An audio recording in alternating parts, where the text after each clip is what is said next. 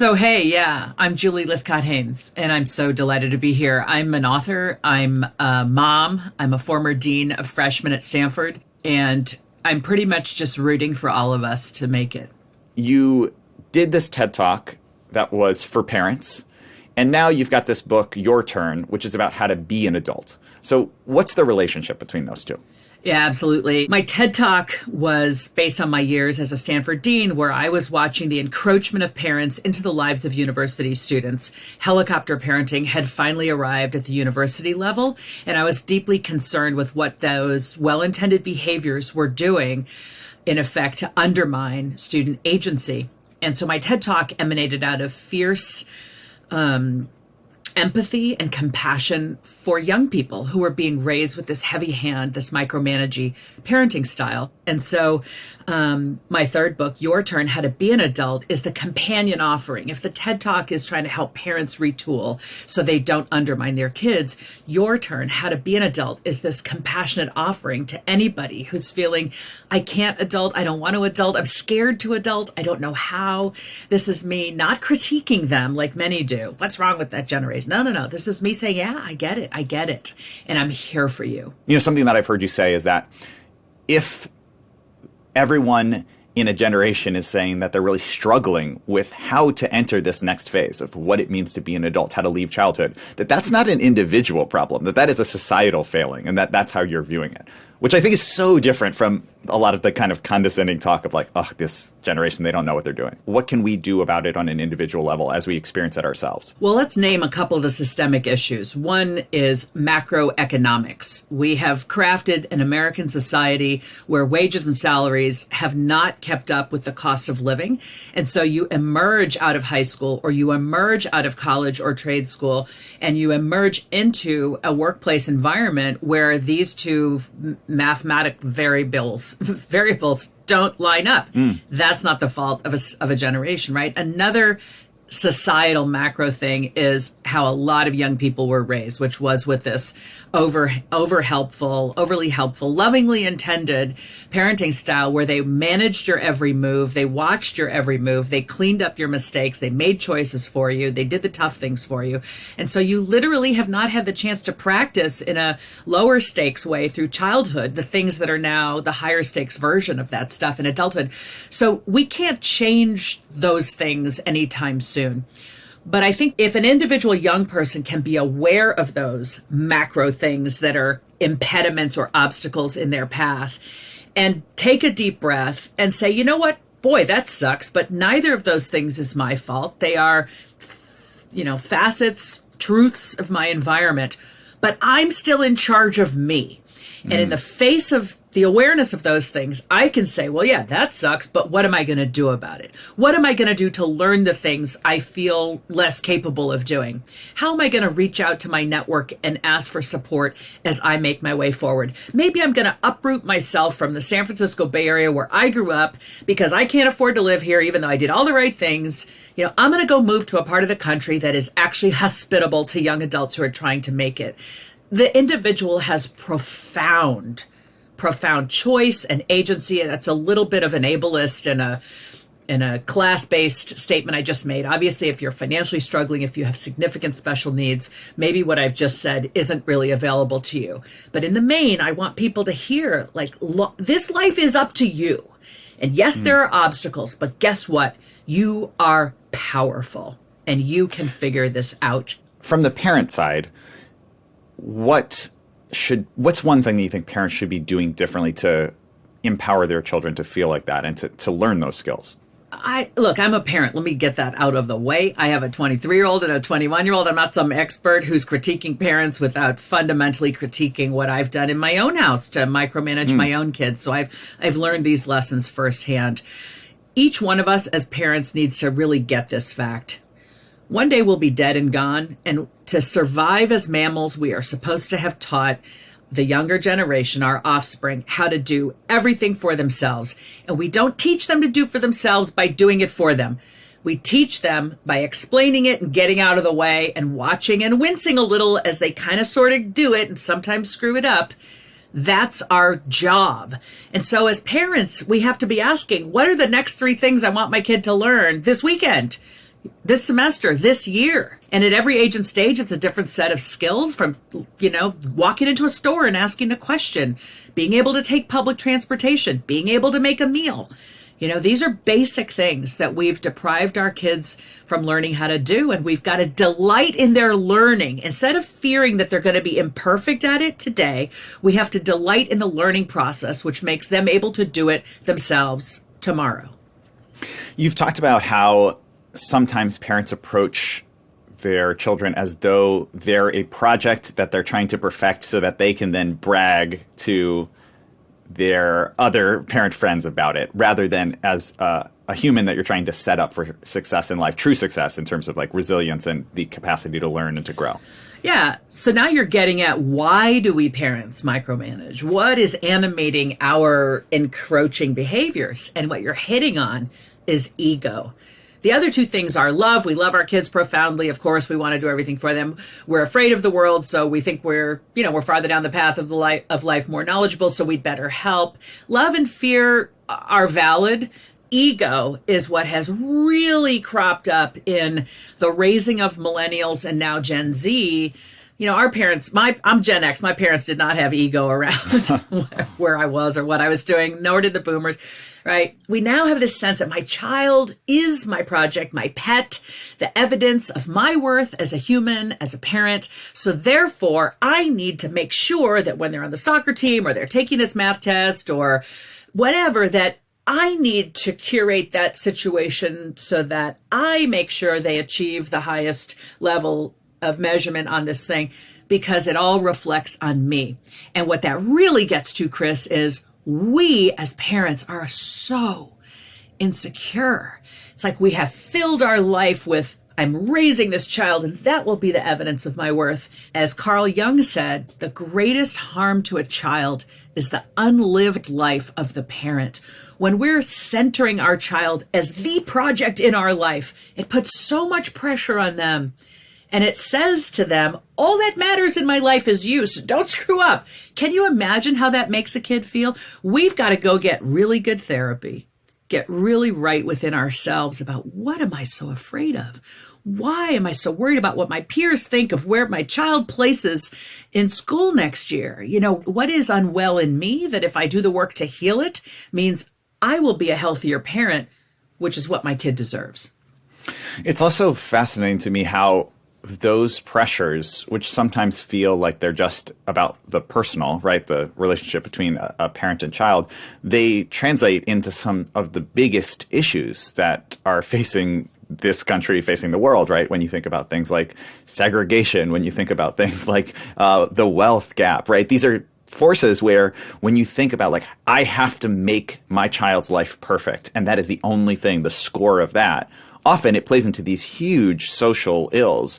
And when we think about it in the other way, even just on the micro level, it plays into these unrealistic standards for the self. It plays into, stress, mental illness, a lack of well-being. All of these like big issues can come from this like one thing, which is viewing the world as though it is a zero-sum game and we're trying to get a score through our children. That's beautifully put. And if I may, I want to bring Lori Gottlieb into this conversation. She's a psychotherapist in LA and she's done a TED Talk and has an amazing book. And I was in conversation with her when I was writing Your Turn. I said, help me understand what you're seeing in your psychotherapy practice when it comes to adulting or the inability to adult. And she said, you know what, Julie? When a person has been so attended to in childhood, your parents brought you anything you forgot, you were so busy studying, they brought you dinner to your laptop, they just served, rescued, were just always there. It's of course lovingly intended, and yet it sets up a pattern where this young person comes to believe that love looks like the other person drops everything to show up for you. So in her psychotherapy practice, she's got these young adults who are out there in the world. They're trying to, succeed at a job, succeed in relationship. And they come to her and they say, well, I dropped him or I dropped them. I dropped her, I'm not with them anymore. Why? Lori says. And the client says, well, we got into a fight and they just wouldn't see it my way. So shrug shoulders, hands in the air. I dropped him. I've moved on. She says they don't know how to be in relationship with another human who also expects to be heard and seen and supported and validated, right? If they've been taught that the person who loves you drops everything to serve you, they will not be able to succeed in relationship with other humans. Some of the way that we're approaching it in the conversation so far, I can imagine if you're a parent and you're feeling like, oh gosh, it's yet another thing that I'm doing wrong. But I think the bigger picture is that, like, something that I've heard you say is that a parent's worth today is defined by the sentence, right? Like, I stayed up all night to help Sarah finish her biology project. And why would we define a parent's worth like that? Why does that happen, do you think? Oh my gosh. Peer pressure. Once upon a time, a small number of parents stayed up all night with a glue gun, bragged about it the next day as they clearly demonstrated their child's project, which was better than the other kids' work because a parent helped. That used to be the absurd, parent who did that. Now, when I go to communities around America talking about this stuff and I say, nobody here, but people near here are doing their kids' homework. Everybody laughs because they know it's happening in their community, in their house, maybe. And so it's become the way to demonstrate you care instead of, no, I expect my kid to do their own homework because that's the only way they're going to learn. And I'm okay if they get a B or a C or whatever today because I want them to work harder and work with their teacher and become the student who can actually earn the grade for excellence themselves without my hands having to be anywhere in it. You also look at this from the perspective of the young adults who maybe are recognizing that they need to have a hard conversation with their parents, but not quite sure how to do it. So what advice would you give them as they're trying to broach this with the people who are raising them? What I tell kids is basically I've got a 6-step method. I advise kids with these 6 steps. And what it begins with is ask for the time you need. Say, I have something serious on my mind. Can we set aside time to talk, which will freak them out, but make them listen? And then when you are in that prearranged time, open with gratitude because your parents love you and are trying to do the best. They're not trying to ruin your life, right? So you don't want to lead with a critique. You want to lead with appreciation. You use the highest form of gracious gratitude that is authentic in your family or your culture. Like, I love you and I know you love me. Or I know you've worked so hard and sacrificed so much for me. And frankly, this will further set your parents back. They'll now be completely worried. And that's terrific because you've got their attention, which is how then the actual substance of the conversation is going to more successfully unfold. Sometimes I have this feeling that there are families that have issues and they need to work them out. And then there's other families that don't have issues because they're doing it right. And I think one of the real clear reminders here is that no matter what, whether you have, a healthy, loving family, whether you have a family that has some like real issues, we always need to set these boundaries and to have conversations about these things because it's kind of impossible to get through becoming an adult without needing to have these sorts of conversations. So let's put it this way. Humans are complicated. Human interaction is complex. We get better and better at it as we grow and know ourselves, as we get better at articulating our wants, at drawing boundaries, but also getting better at listening to what other people need and what's really animating their anger. Underneath that is fear. Animating their wild emotion underneath that is insecurity. The more mature we get, the more we're able to appreciate, kind of approach human conversation with that sort of finer tuned dial. And what I'm describing is the work, the delicious, confounding, frustrating, necessary work of being a human. So whether your family is deeply problematic and, your life is filled with trauma, or it feels like a fairly functional family, but there are still some issues and situations that crop up wherever your reality may be on that spectrum, it's worth it. It's worth doing the work to unpack, to know somebody better, to know somebody more clearly, to be in deeper relationship with them accordingly, or to be able to draw that line and say, you know what, peace out. I love y'all, but y'all got some stuff to work on. I mean, that's my final piece of advice for young people. If after having this mature, thoughtful conversation, your folks are still insisting that they have the right effectively to treat you like a dog on a leash and they will always yank you back, you have the right to snip that leash and say, you know what, I'm going to go do my thing. And when you've done doing your work, if you want to come back to me, I will be here. But this is my life, and I am no longer going to let you dictate the path. What is the value of independence to a young person? Yeah. You know what? Instead of independence, Chris, I'm going to use the word agency. This is a term out of the field of psychology. It was discovered/labeled by Professor Albert Bandura at Stanford quite some time ago. And this is the fundamental knowing within the human psyche of our own existence. I know I exist. Why? Because when I act, something happens, or when I fail to act, there's a consequence.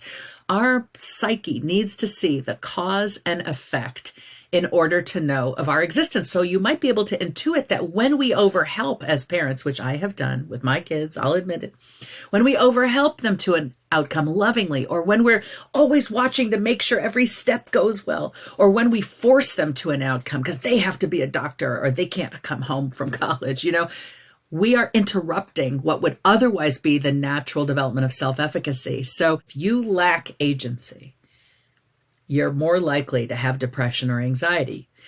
If you lack resilience, which comes from struggling when things go badly because perhaps you've been overhelped, you're more likely to have anxiety and depression. So this is why it matters. You called it independence. I'll call it agency. We need to demonstrate to ourselves that we can do stuff, not only to get the thing done, not only to build the skill and be stronger for next time, but because this is the very foundation of our mental health and wellness. Outside of parenting methods, there are a lot of other social pressures and societal pressures that young adults are facing right now. Can you talk about what some of those challenges right now are? Yeah, so this 21st century, man, it's a trip. Societal factors like widening income inequality, systemic racialized violence, climate change, climate catastrophe looming, a lack of faith in our democracy here and democratic systems here in the United States. COVID, I mean, let's not overlook, we are emerging out of a pandemic. For young people, there are incredibly valid and real threats. And it is not unreasonable to want to go hide in the corner in the face of it all. However, what I would offer, if I may, to anyone feeling that way, in addition to it being valid, don't you forget how much agency you do have and can build further in yourself. Okay? We all, most of us, I would wager, are descendants of people who went through an even worse set of circumstances at some point over the history of our ancestry. So you come from people who survived. You come from people who survived long enough to give life to the people who gave you life. And you can draw upon that strength and remind yourself, I am capable, and there's nothing like people who have the bit between their teeth. I'm frustrated by this. I want to pour my heart into this. I want to pour all my energy into this. I mean, this is a ripe time for problem solving of these most seemingly intractable problems. I am so certain that Gen Z and whatever we're calling the people who come after them, and the millennials, let me not overlook them. They're just getting to be middle-aged now, so I don't think of them as super young anymore, right? There is every indication that this generation, these generations, are going to take us forward in ways that are beautiful and that blow our minds. You, for many years, worked with first-year students in college. And I know that one of those, especially for students where it's the first time that they're living away from home, one of the real beauties of that can be getting to share and compare amongst other people of your age about what your parents are like. So I'm curious how you've seen those conversations play out in helping students or young people in general to start developing some of that agency or independence that we've talked about. Well, the first thing I got to say is, yeah, I was a Dean of Freshmen, and I chose that work because I have a heart for freshmen. And by that, I mean, I have a heart for people who are new, lost, bewildered, scared, worried they won't make friends, worried they won't measure up. And Chris, I think that's because I moved a ton as a child. I was always the new kid. Not only that, I was the black kid, often in an all-white environment. So I just have this compassion or empathy for those who might be on the margins. You brought up some of your own background in your own childhood. You wrote a memoir all about this called Real American, a really beautiful and award-winning book. How has your own background and your own experience of growing up influenced the way that you think about trying to help young people today as they become adults of their own? A couple things come to mind. I'm 55. I'm the child of a African-American father and a white British mother who dared to fall in love and get married and have me when it was illegal for them to be married in 12 or 14 of these United States. So I came into this life inherently transgressive. I was out of bounds. I was not contemplated favorably by the rules of society as a mixed race child. And nobody put it in those terms to me when I was a child, but I could sense that some people thought something was wrong with me. And it's given me tremendous compassion for the many, many humans who are discarded or treated as the other by society. You know, I'm a parent. I'm a mom. I am deeply interested in my own children thriving and want to know what I do to aid and help, and have also learned the hard way that sometimes I'm pushing them from behind or, pulling them from the front. I'm trying to live that life for them. I'm sure I've got it all figured out, and I just want them to follow like tiny ducks behind me. And, I've learned that with the best of intentions, we can undermine someone else being on that life path. So, I think those are a couple of the things that animate my fierce interest in all of us being able to make our way unfettered by the opinions or overhelp of others. Something that I wouldn't have thought about before listening to you talk about all these is how growing up you felt, coming from a mixed race background, that there was this impossibility of fitting into the perfect box of expectations. And so much of your work right now is trying to communicate to young people that if they feel that they do not fit into this small, perfect box of what you're supposed to look like, that is also okay. And it seems like there is a connection there, perhaps. You are 100% right. I never fit into a box, so therefore I'm deeply interested in anyone else who's either forced into a box or trying to get into a space and is told they don't belong. It is definitely animating my compassion for others. And look, I went off to law school to help humans. I knew I wanted to help humans. I knew I wanted to be, one of those who would speak up for those whose voice was trampled upon or discarded. And yet, even though I went to law school to be that type of lawyer, like a civil rights lawyer, public interest lawyer, I was so insecure as a young Black woman. I now know at 55 that at 25, I was so insecure in that space that even though I went to law school to get a degree to go help humans, like be a public defender, I came out of law school knowing in my own head, I need to get a corporate law offer to prove to all the people I fear are judging me and think I don't measure up. I need to prove to them that corporate America wants me, and I'm going to go be a lawyer in Silicon Valley. And Chris, I did that work, and I was good at it, they told me, and they mentored me, and they were kind to me, and sure, Lord knows they paid me well. But I had a knot in my stomach every Sunday because the work was not work I loved, and I learned it's not enough to just be good at it or just to be pleasing others. I was pleasing others, okay? I was applauded. But my spirit was telling me, this is not why we're here, Julie, on the planet. And I pivoted from that work to being a dean at a college to try to help young people figure themselves out sooner than I had. Give themselves permission to be that self. What are you good at? What do you love? Both are necessary in order for you to really be on a path in life that's going to feel rewarding, meaningful, joyful.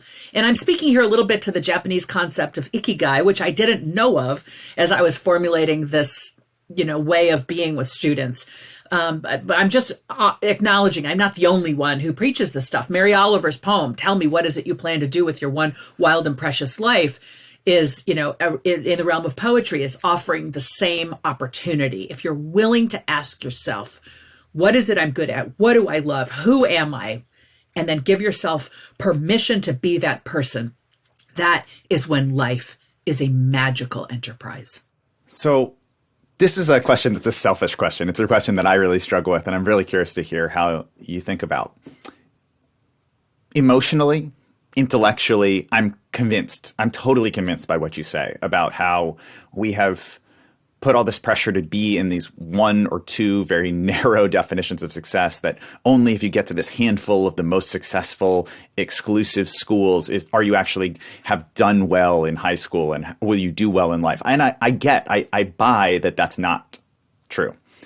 And yet, when I think about myself as a person and when I think about what I would want for a future child of my own, it's hard to reconcile that with some of the advantages that I know come from going to one of these, extremely exclusive places and then getting one of these extremely exclusive jobs, right? The same things that create all of the stress and this impossible bar. It's easy to see the rewards of them. So how can I push back on that in myself? And how, as someone who went to these prestigious institutions, you taught at Stanford, how do you push back on the idea that your path or that path is the only successful one in yourself? I want to just offer you compassion around that. And for that future child you might have, I love that you're already thinking about doing that work. I want to push back on it's easy to see the rewards and advantages. Yeah, it does look like there's some rewards and advantages that come with attending a big brand name school. But do we know that the people who aren't at that big brand name school are not experiencing a set of rewards and advantages that are deeply satisfying and meaningful? There are so many great colleges, most of which don't have big brand names. So what I preach is fit and belonging. Go to a place, you walk the pathways, you feel like I can be myself here and I can be valued for who I am. Because that means you're going to lean into the opportunities that are going to lead to the grades and lead to the letters of rec and so on that you crave, which are going to lead to the opportunities outside of college. There's research that shows that it's about whether you were mentored where you went to college, not the brand name of the school that determines whether you were successful, but were you at a place where one person, faculty or staff, mentored you, gave a darn about you. And great mentoring happens at places well below the top tier. And so we should be seeking those opportunities to be mentored and make our college choices accordingly. There's a lot of people who had a brand name life who are deeply miserable. The brand name doesn't make you better at being in relationship. The brand name may lead to the greater likelihood that you can land that really lucrative job. But if you don't feel joy in that job, doesn't matter how much money they're going to give you, you feel miserable. There are a lot of people who feel the imperative to be in a brand name life, who in fact have it, but discover this is not who I am. And these sort of shiny trappings of success are really thin and hollow. It's like, do you want an Instagram life or do you want an actual life? An actual life is well lived when, we find work that we love, we find people who love us as we are, and we pursue those things, really without regard to the brand names attached to the places we've gone to school or the work that we do. It's such a good point. It's really an important reframing for me to hear too. And I think it brings up for me the idea that, like, no matter how many of the brand name life pieces that you can stack up, eventually something is going to not line up, right? Like, no one can live the Instagram life 24/7 for their whole life. And when that falls down, these are the things that actually matter. So let me tell you what would break my heart at Stanford, and it applies to any school where this could happen. I would hear from students who'd say, well, I want to be a third grade teacher, but, everyone's telling me to go for the PhD and be a college professor. Or, you know what, I want to be on the front line saving lives. I really see myself as an EMT in the back of an ambulance, but I'm being told, like, you go for go all the way, go to med school. Or, you know what, my dad wants me to work on Wall Street, but I just love being in the wilderness and really would rather go to forestry school. And these kids were feeling that being a forestry person, being a wilderness naturalist, being an EMT, being a grade school teacher were unacceptable pursuits because someone in their life that they felt was judging them or conditioning love upon these choices was telling them that's not good enough. And I saw it as my job to validate that choice. The world needs wilderness naturalists and third grade teachers, and Lord knows it needs EMTs. Why not you? And yeah, maybe you can't afford to live in the most expensive region of the country and do those things because maybe they don't pay a lot. But when you love the work becomes part of the compensation. So go find where you can do that work and still pay your bills, and you will lead a life of joy. And even if your family never really gets it, to hell with them. It's not their life. It's yours. Well, it has been an absolute pleasure talking to you. Thank you so much for making the time to be on the show. I have loved it. It has been an honor, and thanks to everyone who listened.